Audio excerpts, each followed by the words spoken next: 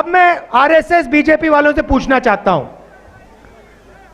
आप जय श्री राम बोलते हो, मगर आप जय सिया राम क्यों नहीं बोलते हो? आपने सीता मां को इस नारे से क्यों निकाला? आप में सीता मां का अपमान क्यों करते हो? आप हिंदुस्तान की नारी का अपमान क्यों करते हो?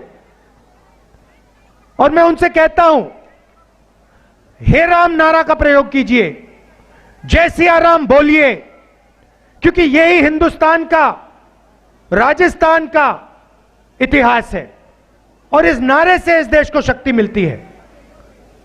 सही बात है ना? सही बात है ना? तो इन्होंने देखिए क्या चालाकी की, देखिए क्या चालाकी की।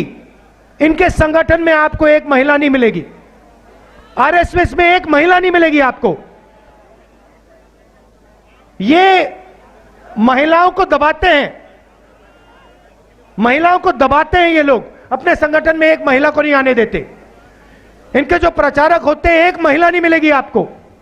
और फिर जो हमारी जो संस्कृति है जय सिया राम, उसको भी ये बदलने की कोशिश कर रहे हैं।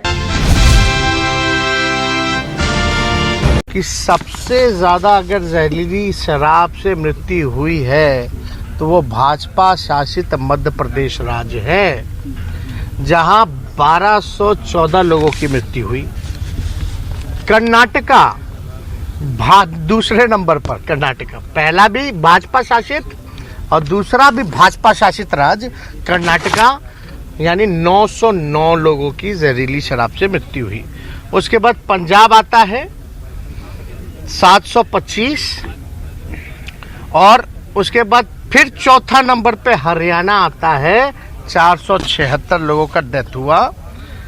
फिर आप देखिएगा जहां के प्रधानमंत्री गृह मंत्री आते हैं गुजरात, उसका आंकड़ा केवल 50 और बिहार का आंकड़ा इन 4 सालों में 21। यानी जो गुजरात राज्य भी है वहां भी ज्यादा मृत्यु हुई।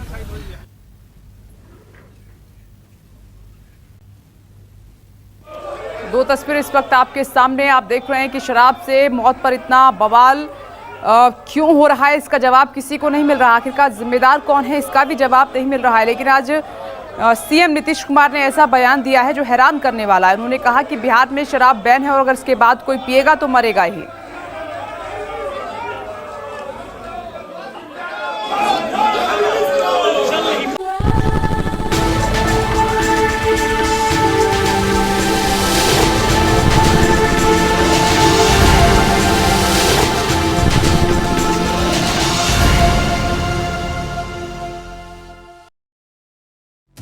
राजधानी दिल्ली में एक बार फिर दिल दहला देने वाली घटना सामने आई है। दरअसल बुधवार की सुबह एक नाबालिग छात्रा पर 2 बाइक सवार युवकों ने तेजाब फेंक दिया, जिसमें नाबालिग छात्रा बुरी तरह से झुलस गई। इस घटना ने एक बार फिर महिला सुरक्षा पर सवाल खड़े कर दिए हैं। हालांकि पुलिस इस मामले में 3 आरोपितों को गिरफ्तार कर चुकी है। साथ ही पता चला है कि आरोपी से छात्रा ने दोस्ती तोड़ ली थी, जिस बात से नाराज होकर उसने तेजाब से हमला कर दिया। लेकिन सबसे बड़ा सवाल यह है कि आखिर आरोपियों तक ये तेजाब पहुंचा कैसे। दरअसल पूछताछ में पता चला कि आरोपियों ने एसिड ऑनलाइन साइट से मंगवाया था। बता दें कि घटना द्वारका इलाके में सुबह 7:30 बजे हुई, जब लड़की छोटी बहन के साथ जा रही थी। तभी बाइक पर सवार 2 लोग आए, पीछे बैठे लड़के ने तेजाब फेंक दिया। लड़की को सफदरजंग अस्पताल में भर्ती करवाया गया था, उसका चेहरा झुलस गया है। वहीं दिल्ली महिला आयोग की अध्यक्ष स्वाति मालीवाल ने मामले को लेकर नाराजगी जताते हुए प्रशासन पर कई सवाल उठाए हैं। स्वाति मालीवाल ने एसिड की रिटेल बिक्री के मुद्दे को प्रमुखता से उठाते हुए कहा कि ये दुर्भाग्य की बात है कि आयोग की तरफ से बार बार कहे जाने के बावजूद एसिड की खुदरा बिक्री लगातार होते जा रही है। दिल्ली देश की राजधानी में एक 17 साल की लड़की के ऊपर आज एसिड अटैक करा गया है। वो लड़की चल रही थी, स्कूल की यूनिफॉर्म में थी। 2 आदमी बाइक पे आते हैं और उस लड़की के ऊपर एसिड फेंक के चले जाते हैं। हम दिल्ली पुलिस को नोटिस इशू कर रहे हैं, इन दोनों को तुरंत अरेस्ट किया जाए और सख्त से सख्त सजा दिलाई जाए।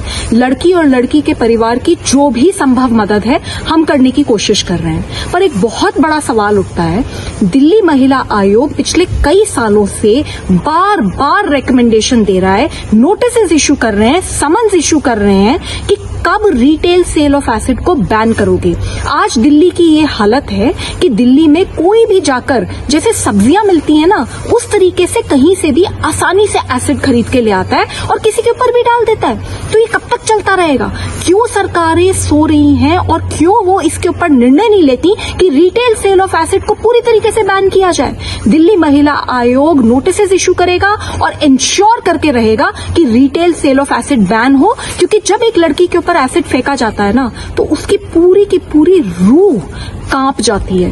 इतनी बुरी तरीके से उसको जख्मी करा जाता है और उसकी जिंदगी पूरी तरीके से बर्बाद कर दी जाती है। तो कुछ सरकारें क्योंकि वो सो रही हैं, वो retail sale of acid ban नहीं कर रही। इससे हम रुकेंगे नहीं। अगर कोर्ट तक जाना होगा तो दिल्ली महिला आयोग कोर्ट जाएगा और रिटेल सेल ऑफ एसिड को बैन करा के रहेगा। वहीं पुलिस अधिकारी के मुताबिक आरोपियों ने इस वारदात की प्लानिंग एक हफ्ते पहले कर ली थी। उन्हें टीवी पर एक क्राइम सीरियल देखकर एसिड अटैक का आइडिया मिला। इसके बाद मुख्य आरोपी सचिन अरोड़ा ने एसिड ऑनलाइन खरीदा। उसकी पेमेंट सचिन ने अपने पेटीएम से की थी।